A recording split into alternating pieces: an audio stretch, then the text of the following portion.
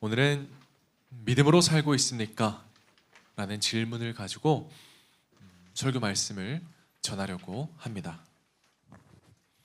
성도는 믿음으로 삽니다. 여러분, 저는 제 첫째 아들을 직접 등원시키고 있는데요.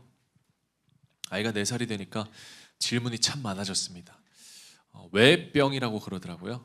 뭐만 하면 왜 계속 질문을 하더라고요. 그래서 어느 날 저에게 이런 질문을 하더라고요. 아빠, 비는 왜 내려? 근데 제가 어디선가 들었는데 이때 아이들이 질문을 할 때 대충 답하면 안 된대요.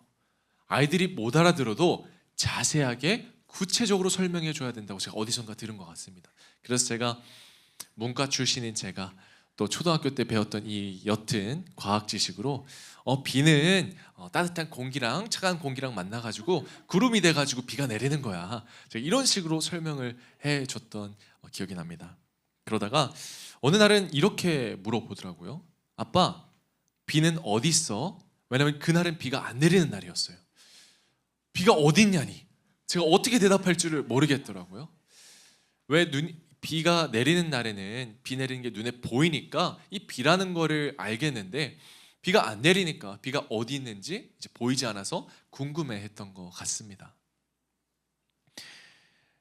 여러분, 우리 눈에는 보이지 않지만 분명히 존재하는 것들이 있죠. 공기와 산소와 중력, 이런 것들은 보이지는 않지만 이것이 없으면 우리는 단 한순간도 살아갈 수가 없습니다. 믿음도 그래요. 보이지는 않아요. 만질 수도 없습니다. 그러나 믿음은 우리의 삶을 지탱하는 가장 근본적인 힘입니다. 공기가 없으면 숨을 쉴 수 없는 것처럼 성도는 믿음이 없으면 살아갈 수가 없는 것입니다. 그래서 성도는 믿음으로 살아야 합니다. 그런데 믿음은요, 복음에서 시작되고 복음 위에 서는 것입니다. 복음이 선언한 나의 새 신분으로 믿음을 가지고 오늘을 해석하고 선택하는 것이 바로 믿음으로 산다는 것입니다. 오늘 본문은 그런 믿음의 핵심을 우리에게 말해주고 있습니다. 오늘 본문 8절을 보니까 이렇게 기록되어 있어요. 우리 같이 한번 읽어볼게요. 시작. 만일 우리가 그리스도와 함께 죽었으면 또한 그와 함께 살 줄을 믿노니. 아멘. 여러분, 간단합니다. 믿음으로 사는 자는 그리스도와 함께 죽은 자입니다. 더 이상의 설명이 필요 없습니다. 근데 여기서 말하는 함께라는 것은요, 연합을 의미합니다. 그러니까 그리스도와 함께라는 것은 그리스도와 연합을 했다는 건데 무슨 말이냐? 갈라디아서 2장 20절에 내가 그리스도와 함께 십자가에 못 박혔나니 하나님의 아들을 믿는 믿음 안에서 사는 것이니라. 즉 믿음으로 산다는 것은 내가 주님과 함께 십자가에서 죽고 주님과 함께 산다는 것이죠. 그러면 우리가 연합한 이 예수 그리스도 주님은 도대체 어떤 분이신가? 오늘 본문은 계속해서 설명합니다. 9절에 이는 그리스도께서 죽은 자 가운데서 살아나셨음에 다시 죽지 아니하시고 사망이 다시 그를 주장하지 못할 줄을 알미로라. 우리는 죽었다가 다시 사신 그리스도와 연합해 같은 운명이 되었습니다. 예수와 함께 부활해 영원히 산 자가 되었습니다. 방금 읽었던 본문에는 사망이 주를 다시는 주장하지 못한다고 말하고 있는데요. 여러분, 사망과 죽음의 권세라는 것은 단순히 생명의 끊어짐을 의미하지는 않습니다. 사망과 죽음의 권세란 두려움과 이 공포라는 감정이 삶을 지배하는 상태를 의미합니다. 죽음 자체가 무섭다기보다 이 죽음을 향한 불안과 공포가 우리 인생에서 내리는 선택과 삶의 방향을 규정한다는 것이죠.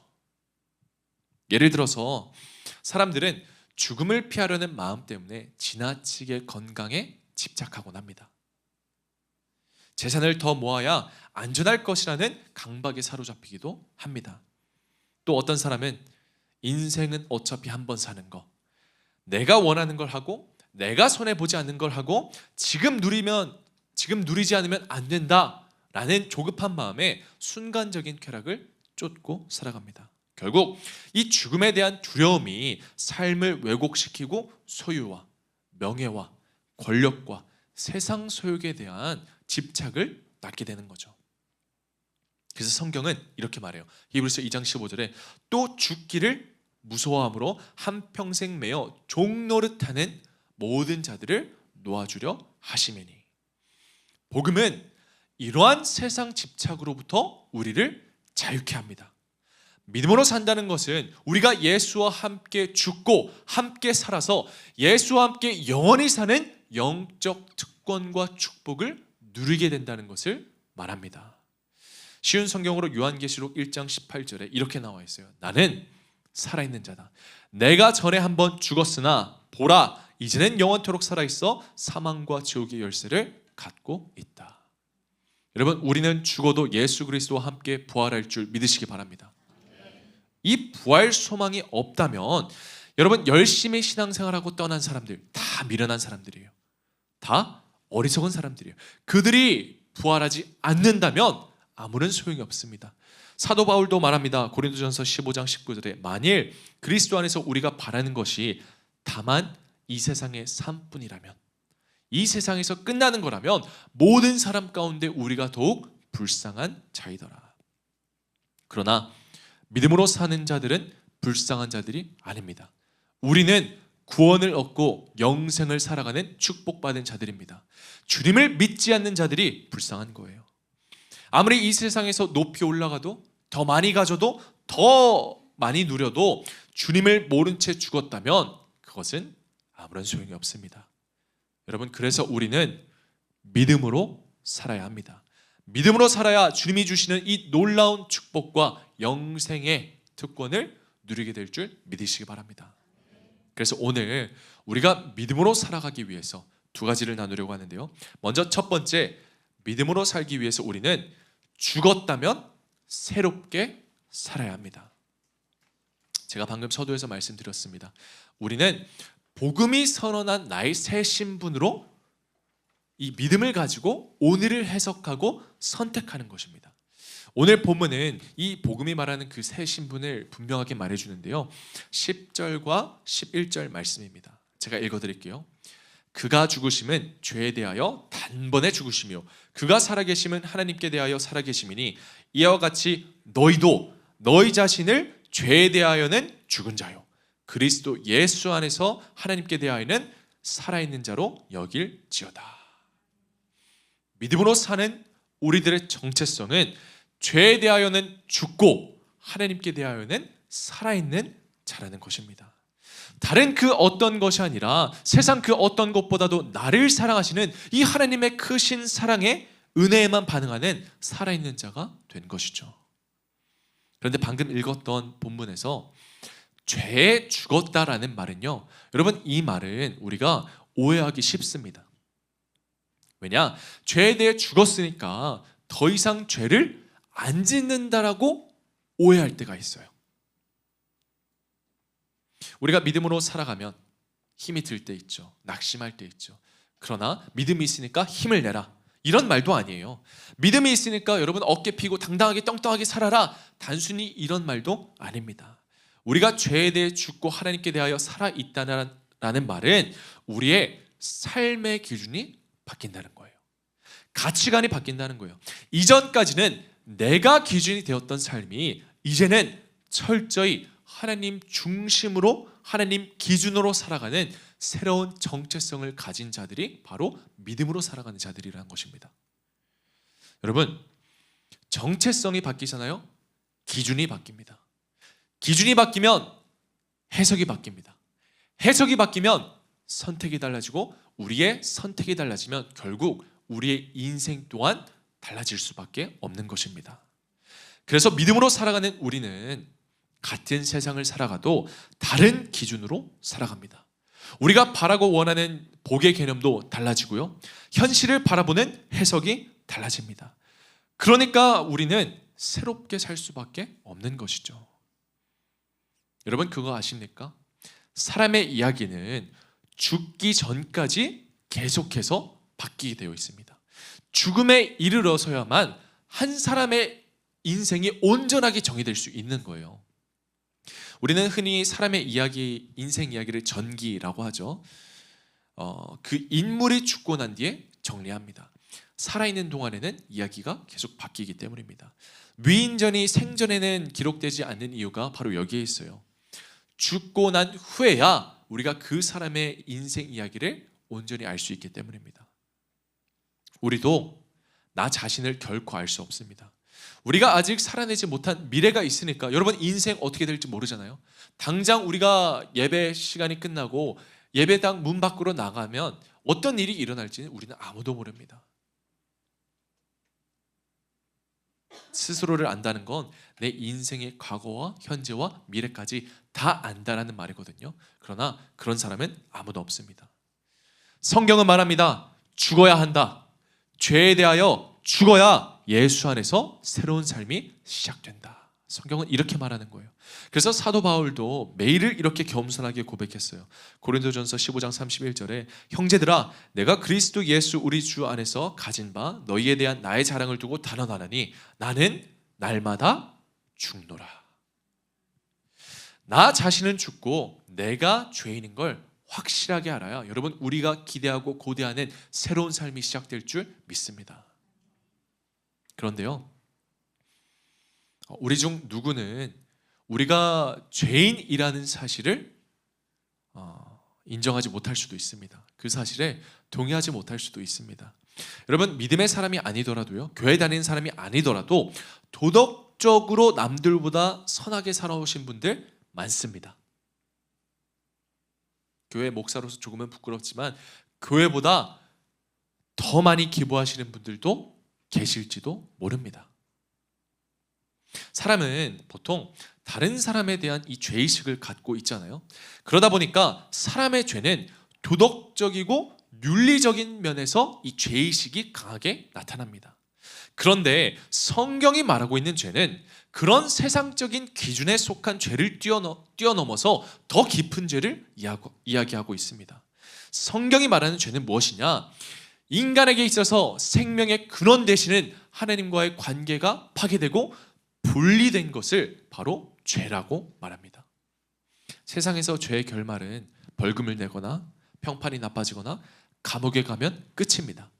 그러나 성경이 말하는 죄의 결말은 여러분, 사망입니다.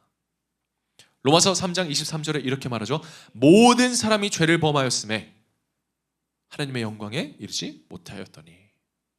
그러나 복음은 이런 죄인된 우리에게 새로운 생명이 허락되었다는 것을 알려주고 있습니다. 우리 로마서 5장 8절 한 목소리로 읽어보겠습니다. 시작. 우리가 아직 죄인 되었을 때 예수 그리스도께서 우리를 위하여 죽으심으로 하나님께서 우리에 대한 자기의 사랑을 확증하셨느니라. 할렐루야. 우리가 스스로 죄를 해결하지 못하자 예수 그리스도께서 대신 우리의 죄를 짊어지시고 죽으심으로 우리의 죄를 해결하셨습니다. 죄로부터 해방되었습니다. 우리는 이것을 속량이라고 부릅니다. 여러분, 이 은혜는요, 내가 무언가를 해서 그 선한 행위, 도덕적이고 윤리적인 기준에 맞는 그 행위에 대한 보상이 아니라 우리를 존재 자체로 사랑하사 은혜로 주어진 사랑이자 선물입니다. 그래서 우리는 이 은혜로 해결된 죄를 감사하고 기억하고 주님께 감사해야 하는 거죠. 결국 믿음으로 사는 사람들은요, 여러분, 한 번씩은 다 죽어본 사람들입니다. 죽어야 새롭게 살 수가 있는 것입니다. 그렇다면 어떤 새로움인가? 어떤 새로움을 우리가 살아가게 되는가? 다시 본문을 보면 자신은 죽고 이 새로운 전체성을 얻는 사람에게는 놀라운 변화가 일어나는데요. 11절에 이렇게 나오죠. 그리스도 예수 안에서 하나님께 대하여는 살아있는 자로 여길지어다. 무슨 말이냐? 우리 인생을 다스리는 주인이, 우리 인생의 주권이 나로부터 하나님으로 옮겨졌다는 거예요. 인생의 주인이 바뀌었다는 거죠. 예전에는 죄가 나를 주장했지만 이제는 하나님께서 내 인생을 주장하십니다. 이것이야말로 믿는 자들에게 주어지는 그 상상할 수 없는 축복과 특권인 거예요. 하나님이 내 인생을 주장하신다는 거. 여러분, 저는 16살 때 운전면허를 땄어요. 그러다 보니까 제 주변 친구들이나 동료들보다 운전한 시간이 더 깁니다. 그래서 어디론가 여행을 갈 때 항상 제가 운전대를 잡아요. 이제 운전한 시간이 기니까 그만큼 실력이 비례해서 좀 잘하잖아요. 그리고 저도 사실 제 운전에 자부심이 있습니다. 누구보다도 편안하고 안전하게. 그래서 제가 이 운전대를 잡죠. 근데 한국 와서는 면허를 새롭게 땄었거든요. 그랬더니 강사님이 놀라시면서 물어보시는 거예요. 어디서 운전 배우신 적 있냐고. 그래서 제가 능청스럽게 타고난 것 같아요. 제가 이렇게 하고 운전면허를 땄던 기억이 있습니다. 여러분, 마찬가지라는 거예요. 하나님이 내 인생을 주장하신다는 거는 이 세상 그 누구보다도 크고 강하고 전능하신 하나님께서 내 인생의 운전대를 잡고 내 인생을 책임지시겠다는 말입니다. 여러분, 나보다 나를 잘 아시는 분이 내 인생을 다스린다는 거, 이것보다 더 큰 축복이 있겠습니까? 더 큰 특권이 있겠습니까? 여러분, 우리는 흔히 인생을 살아가면서 겪는 많은 일들을 우연이라고 생각합니다. 우연히 생겨났다고 생각하죠. 그러나 믿음의 눈으로 보면 그거는 단 한 번도 우연이었던 적이 없습니다. 철저히 하나님의 개입하심이었고 하나님의 인도하심이었습니다. 저는 처음부터 목회의 길을 꿈꿨던 사람이 아니에요. 오히려 누구보다도 이 길을 거절하고 거부했던 사람입니다. 제가 처음으로 전도사로 사역하게 된 계기도 사실 한국에 와서 할 게 없어가지고 저희 형님이 신학대 간다고 해서 제가 따라서 그냥 갔던 거예요. 그리고 한 학기 만에 때려쳤습니다. 하기 싫어가지고. 그런데 돌아보니까 그렇게 시작했던 이 전도사의 사역의 길이 하나님께서 개입하셔서 지금의 저를 이 자리까지 인도하셨습니다. 사랑하는 더 꿈의 성도 여러분, 우리는 우연히 구원받은 게 아닙니다. 여러분이요, 우연히 교회 다니는 게 아니에요. 우연히 더 꿈의 교회에 와서 하나님의 말씀을 듣고 있는 게 아닙니다. 여러분은 하나님의 크신 섭리 가운데 부르심을 입은 자임을 믿으시기 바랍니다. 에베소서 1장 11절과 12절 이렇게 말하잖아요. 모든 일을 그의 뜻의 결정대로 일하시는 이의 계획을 따라 우리가 예정을 입어 그 안에서 기업이 되었으니 이는 우리가 그리스도 안에서 전부터 바라던 그의 영광의 찬송이 되게 하려 하심이라. 이미 다 예정되어 있다는 거예요. 그런데 이 말씀은 우리가 구원받은 게 기계적으로 결과론적으로 예정되어 있다고 말한 게 아니에요. 여기서 주목할 것은 그 안에서입니다. 예수 그리스도 안에서, 즉 예수 그리스도를 믿는 자들을 향한 이야기죠. 믿음으로 사는 저와 여러분들의 이야기입니다. 그래서 하나님의 계획과 섭리는 예수를 믿고 하나님의 자녀가 된 자들에게 주어지는 특권이자 축복인 거예요. 여러분, 누구보다 강하고 전능하신 만물의 창조주 하나님께서 우리의 인생을 책임지시고 이끌어 가십니다. 그래서 믿음으로 사는 사람들은 새롭게 살아갑니다. 삶의 이유와 목적과 가치가 달라져요. 아예 새로워지는 거죠. 인생을 살아가면서 주님의 사랑을 느끼며 살아가고요, 주님의 기쁨이 되기 위해 살아가고요, 우리를 구원하신 주님의 영광을 위해서 살아가게 되어 있습니다. 우린 이걸 믿음이라고 부릅니다. 여러분, 죄에 대해 죽었다면 이제는 새롭게 살아가십시오. 오늘 복음이 우리에게 선포합니다. 우리의 죄는 해결되었다. 주님이 다 하셨다.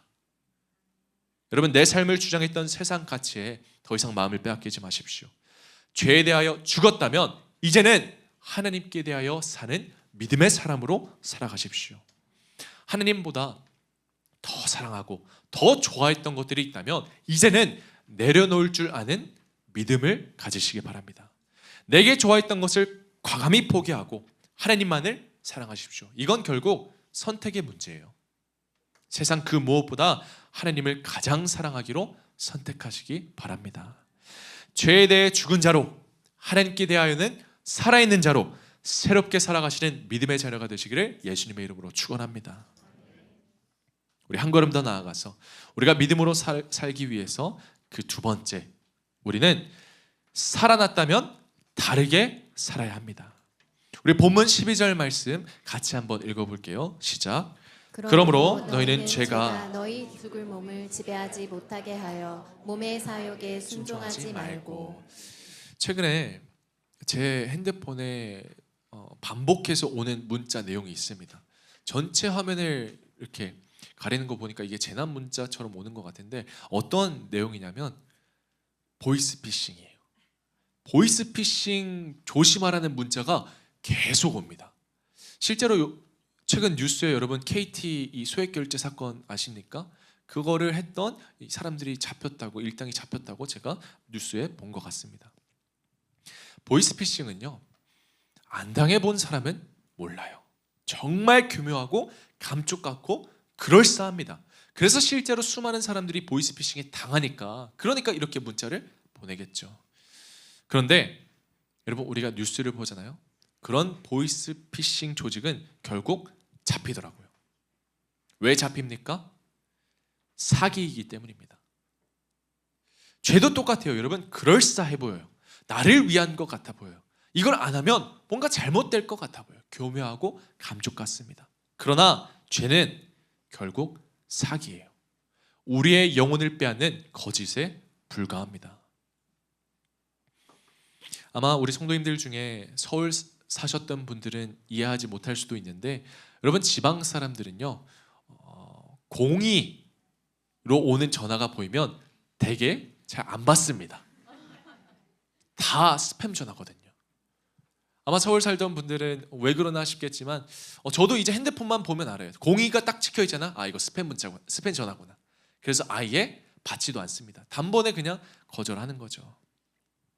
여러분, 죄라는 것도 마찬가지예요. 내가 한번 들여다볼까? 내가 한번 받아볼까? 하고 받는 순간 나도 모르게 죄에게 사기당하는 거예요. 그래서 단번에 차단해야 합니다. 여러분, 우리 인간은요, 너무나도 연약한 존재이기 때문에 우리는 죄를 이길 수가 없어요. 죄를 이기신 분은 예수 그리스도입니다. 그래서 우리가 죄와 싸우는 게 아니라 죄의 유혹이 보인다면 그 자리를 피해야 합니다. 의도적으로 차단하고 그 자리를 그냥 피해야 하는 거죠. 쳐다보지도 말아야 돼요.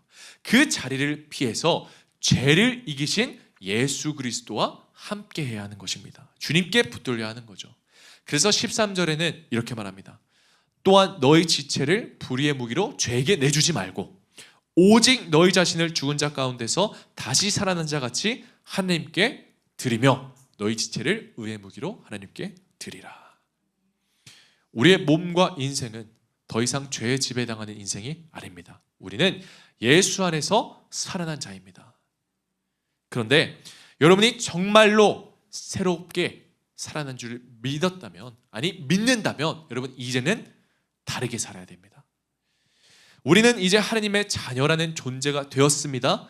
그러나 이제는 하나님의 자녀답게 존재해야 합니다.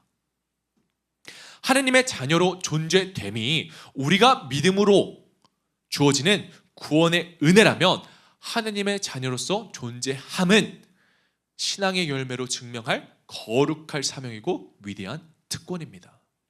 살아났다면 여러분, 다르게 살아야 합니다. 그래서 바울은 우리의 몸과 마음을 죄의 도구가 아니라 의의 도구로 드리라고 도전합니다. 그리고 말하죠. 로마서 12장 1절에 너희 몸을 하나님이 기뻐하시는 거룩한 산제물로 드리라. 그래서 믿음으로 산다는 것은요, 단순히 고백으로 끝나는 게 아니라, 알므로 끝나는 게 아니라 마음속에 일렁이는 어떤 뜨거운 감정에 그치는 게 아닙니다. 내 몸과 내 삶과 내 일상 전체를 하나님께 드리는 거죠. 여러분의 손은 누군가를 해야 하는 데 쓰이는 도구가 아니라 축복하는 손이 되어야 합니다. 남을 돕는 손이 되어야 합니다. 여러분의 입술이요, 불평과 원망과 의심과 두려움을 쏟아내는 그런 무기가 되는 게 아니라 위로와 격려를 전하고 선한 영향력을 끼치는 무기가 되어야 합니다. 여러분의 발은 죄의 자리로 향하는 발이 아니라 예배의 자리로 향하고 도움을 필요로 하는 자리로 향하고 주님께로 향하는 그런 거룩한 발이 되어야 합니다. 이처럼 내 손이, 내 발이, 내 입술이, 내 몸이, 아니 내 일상과 내 하루, 내 삶이 하나님께 드려질 때 우리는 그때 믿음으로 살아가게 될 줄 믿으시기 바랍니다. 저는 여러분이 마귀의 도구가 되는 게 아니라 주님께 붙들려서 누구보다 귀하게 쓰임받고 누구보다 크게 쓰임받기를 예수님의 이름으로 축원합니다. 그런데 문제가 하나 있죠. 문제가 뭐냐? 우리는 연약하다라는 거예요. 여러분, 우리요 말씀 듣고 은혜 받아도 또 죄를 짓습니다. 스스로가 한심하게 느껴질 때가 있죠. 불과 몇 시간 전에 우리가 말씀을 듣고 믿음의 결단을 하고 뜨거운 결단으로 하나님께 이렇게 하겠다고 기도로 고백을 했는데 뒤돌아보면 우리는 또 죄의 자리를 향하고 있습니다. 그런 내 모습에 낙심하고 좌절하기도 하죠. 말씀을 듣고 나가도 죄를 짓는데, 말씀을 안 듣고 나가도 죄를 짓는데, 이럴 거면 차라리 믿음을 포기하고 싶으신 분들도 계실지 모릅니다. 여러분, 교회 새롭게 등록하시는 분들을 만나서 이야기를 나누다 보면 공통적으로 새로운 삶, 새로운 은혜, 새로운 회복을 기대하고 교회에서 새롭게 신앙생활을 시작을 합니다. 그래서 무언가를 도전하지만 쉽지 않죠. 말씀으로 살아가기 위해서 생명의 삶 RT를 딱 자기 전에 폈는데 잠이 너무나도 잘 옵니다. 기도하고자 딱 무릎을 꿇었는데 어느새 눈 뜨고 시간을 보니까 아주 꿀잠을 잤습니다. 여러분, 쉽지 않아요. 말씀으로 산다는 거, 결단하지만 믿음으로 살아낸다는 거 쉽지 않습니다. 우리는 어쩌면 이런 신앙의 실패와 좌절에 너무 익숙해져 버린 건 아닐까 싶어요. 그래서 믿음의 결단을 하고 싶지만 용기가 나질 않습니다. 그러나 오늘 본문 14절은 우리 인생을 향해, 믿음으로 사는 자들을 향해 이렇게 선포합니다. 우리 한 목소리로 읽겠습니다. 시작. 죄가 너희를 주장하지 못하리니 이는 너희가 법 아래에 있지 아니하고 은혜 아래에 있음이라. 아멘. 사랑하는 우리 덕금의 가족 여러분, 우리는 우리를 정죄하는 율법 아래에 있는 게 아니라 은혜 아래에 있는 자입니다. 여러분, 죄에 넘어질 수 있어요. 죄 유혹에 빠질 수 있습니다. 갈등이 있다면 오히려 여러분 믿음으로 잘 살고 계신 거예요. 갈등이 있어야 돼요. 믿음으로 고군분투하고 계시다는 의미입니다. 그러나 여러분이 넘어졌다고 죄가 내 주인이 되지는 않습니다. 왜냐? 이미 주님이 우리 인생의 주인이 누구인지 선언하셨습니다. 우리는 더 이상 법 아래에 있는 게 아니라 은혜 아래에 살아있는 자입니다. 여러분 생각해 보세요. 새로 나온 핸드폰을 샀습니다. 그런데 이 새 핸드폰을 그대로 집에 두고 옛날 핸드폰을 계속해서 쓰는 사람은 아무도 없습니다. 새 거를 샀다면 새 거를 사용해야죠. 여러분 마찬가지예요. 우리는 예수 그리스도 안에서 하나님의 자녀가 되는 새로운 삶을 살게 되었습니다. 그런데 왜 그 전의 삶을 계속해서 살아가려고 하고, 옛 습관들, 옛 구습들, 왜 옛 사람의 그 인생을 살아가려고 합니까? 우리에게는 새 생명이 주어졌습니다. 그렇다면 그 새 생명을 가지고 새롭게 그리고 다르게 살아가야 합니다. 정죄는 율법의 언어지만 은혜는 회복의 언어입니다. 그래서 은혜 아래 있다는 것은 단지 우리 죄의 과거를 지우는 차원에서 끝난 게 아니라 오늘 우리의 삶을 바꾸는 하나님의 능력이 되는 것입니다. 지금도 우리 삶 가운데 일하고 계신 은혜, 넘어져도 다시 일어나게 하시는 은혜, 절망 속에서도 소망을 주시는 은혜입니다. 그래서 이런 면에서 여러분, 믿음은요 사실 뻔뻔한 거예요. 여러분 뻔뻔해지세요. 넘어져도 다시 나아가세요. 방금 전까지 여러분이 죄에 넘어졌는데 다시 무릎 꿇고 주님, 저 또 왔어요. 이렇게 기도하십시오. 여러분 뻔뻔하게 주님께 나아가십시오. 왜냐? 하나님은 우리를 버리지 아니하십니다. 하나님은 우리를 끝까지 기다리시고 우리를 포기하지 아니하십니다. 세상 기준으로는 낯뜨겁고 염치 없어 보이지만 여러분, 은혜 아래에 있는 자는 하나님께 당당히 나아갈 수가 있는 것입니다. 제 첫째 아들도 얼마나 뻔뻔한지 말을 더럽게 안 들어놓고 10분 뒤면 또 놀아달라고, 또 이거 해달라고. 그런데 저는 해주죠. 여러분, 이게 자녀의 특권 아닙니까? 여러분, 우리는 하나님의 자녀 아닙니까? 그렇다면 자녀로서 좀 뻔뻔하면 어때요? 여러분, 잘못해도 죄를 저질러도 그래도 주님 앞에 나아가십시오. 뻔뻔하게 주님의 도움을 구하십시오. 나는 안 됩니다. 주님 도와주세요. 그럴 때 주님이 우리 삶 가운데 강력하게 일하십니다. 은혜 아래 있는 우리는 방금 전까지 죄에 넘어졌어도 아버지께 달려가서 아버지 품에 안길 수가 있는 거예요.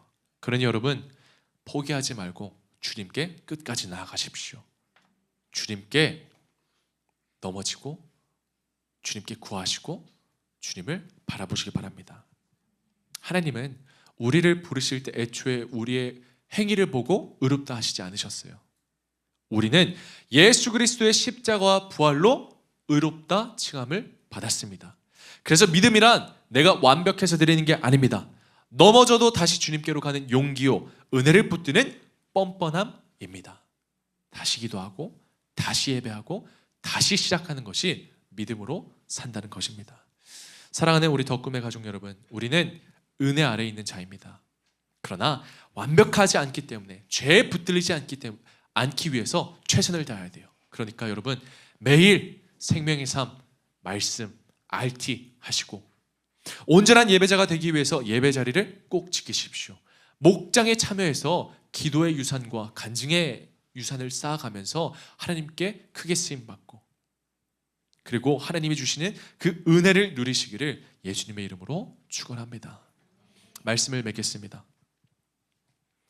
어제 우리 청년처에서 한 청년이 오랫동안 준비한 이 공연을 저희가 청년처에서 다 함께 보러 갔어요. 그 청년이 주인공이었거든요. 굉장히 잘하더라고요. 다른 분들도 다 노래를 잘하고, 저는 그런 좀 공연이 처음이어서 굉장히 감명을 받았습니다.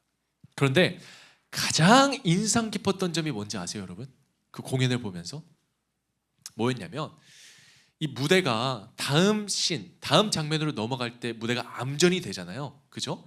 근데 무대가 암전이 되고 아무것도 안 보이는데 그 무대 위에 있는 배우들이 끝까지 표정 연기를 하더라고요. 암전이 싹 되고 캄캄한데 표정과 몸짓으로 다음 장면이 시작되기 전까지 연기를 하는 그 모습을 보고 저는 굉장히 감명을 받았습니다. 주어진 역할이 있으니까 이게 보이든 안 보이든 최선을 다하는 게 대단하더라고요. 여러분, 사람의 본성은요, 보일 때만, 인정받을 때만, 아니면 내가 기분 좋을 때, 하고 싶을 때만 합니다. 그러나 믿음으로 사는 자는 달라야 합니다. 때로는 아무도 안 보는 것 같고, 내가 하는 일, 내가 예배 드리는 일, 내가 기도하는 거, 내가 말씀을 읽는 거, 이 모든 것들 아무 쓸모 없는 것 같을 때가 있습니다. 그러나 주님은 다 보고 계십니다. 주님은 다 알고 계세요. 아무도 모르는 것 같아도 우리는 주님을 위해 살아가는 사람들입니다. 주님을 위해 맡겨진 사명을 감당하는 자입니다. 그래서 여러분이 믿음으로 살고 있다면 이미 잘하고 계신 거예요.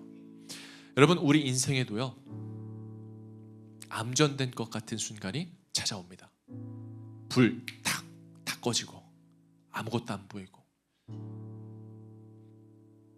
어느 길로 가야 할지 모를 때, 인생의 답이 안 보일 때 답답하고 의심이 들고 두렵죠. 내가 이런 순간에도 정말 버텨야 하나? 그런 의심이 들 때가 있습니다. 그러나 여러분, 여러분의 인생에 암전이 찾아온 것 같은 그 순간이야말로 가장 믿음으로 살아야 할 때입니다. 보이지 않는 것이 우리의 실상이 되고 믿음을 통해 우리가 바라는 것이 이루어지기 때문입니다.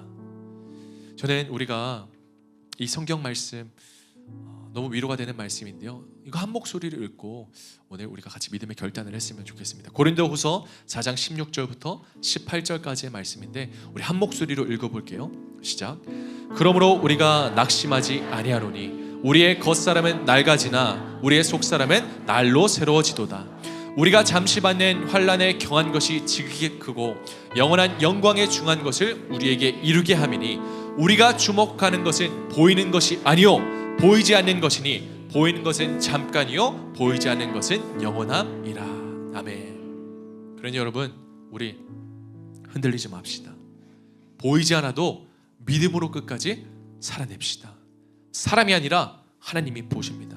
지금은 캄캄한 어둠이 두려운 것 같더라도, 암전된 것 같더라도 여러분, 주님께서 우리 삶 가운데 주님의 영광으로 빛을 비추시고 우리의 삶을 그 누구보다도 가장 빛나게 하실 줄 믿으시기 바랍니다. 그날 우리의 믿음은 주님의 영광으로 드러날 것입니다. 그러니 믿음으로 살기 위해서 오늘 나눈 두 가지를 기억하십시오. 첫 번째, 죽었다면 이제는 새롭게 살아가십시오. 우리는 예수와 함께 죄에 대해 죽은 자가 되었습니다. 그리고 두 번째, 이제 새롭게 살았다면 이제는 다르게 살아가십시오. 우리는 예수와 함께 산 자로 살게 되었습니다. 예수로 살고 예수로 죽는 그런 믿음의 성도가 되시기를 예수님의 이름으로 축원합니다. 우리 시간 이 찬양 같이 믿음을 가지고 고백할게요.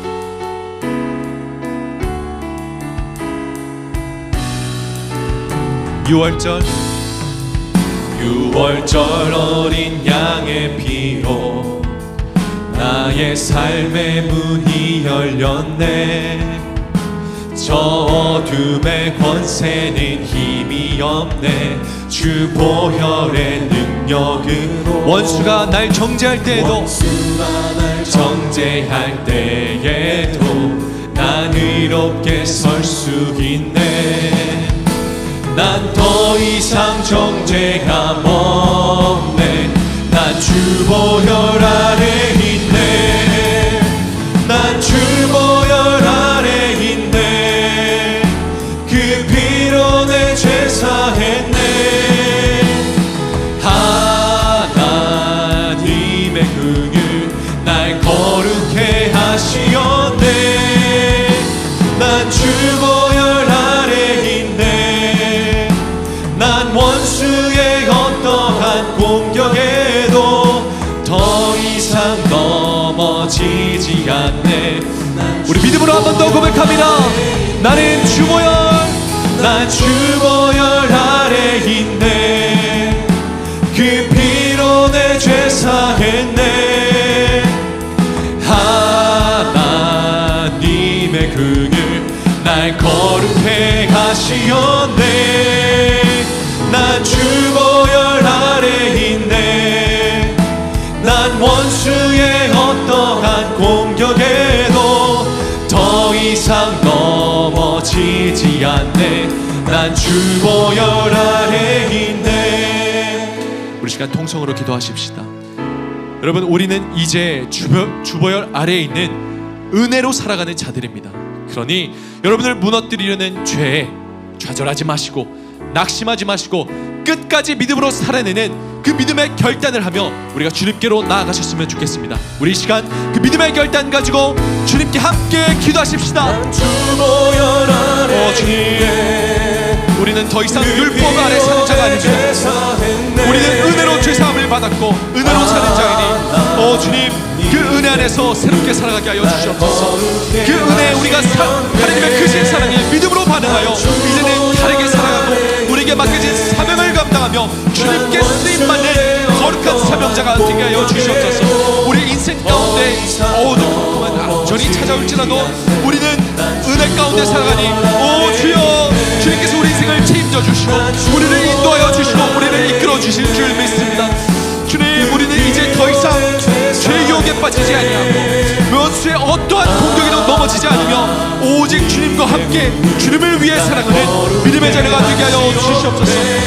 주님, 세상의 기준으로 나를 정죄하던 그런 모든 연민들 자기 자책으로부터 자유케 하여 주셨고 나를 죄로부터 해방시킨 그 예수 그리스도의 보혈로 살아가는 믿음의 자녀가 나되게 하여 주시옵소서. 주님, 사랑과 은혜 하나님 아버지, 우리는 많이 넘어지고 자주 낙심하고 좌절하지만 그럼에도 불구하고 주님께서 우리를 사랑하시고 우리를 책임져 주신다고 말씀하시니 주님, 오늘도 그 은혜에 반응하며 주님의 그 크신 사랑에 반응하며 믿음의 결단을 내리는 그 시간이 이 시간이 되게 하여 주시옵소서. 주님, 결국 우리는 은혜로 살아가는 자이니 주님만 바라보고 끝까지 주님께 붙들려 주님께 누구보다도 쓰임받는 거룩한 도구로서 축복의 통로로서 우리 삶이 사용되어지기를 간절히 원합니다. 주님께 더욱더 나아가기 위해서 방해하는 그런 모든 죄의 유혹들을 뿌리치게 하여 주시옵고, 죄의 자리를 피하여 예수 그리스도와 함께 죽고 살아나는 그런 운명을 가진 자로서 우리가 예수 안에서 믿음으로 살아가게 하여 주시옵소서. 인생의 처음부터 끝까지 모든 삶을 주관하시고 우리 인생을 책임져 주시는 하나님께 우리의 믿음을 드립니다. 이 모든 말씀 우리를 너무나도 사랑하시는 우리 주 예수 그리스도의 이름으로 기도합니다. 아멘.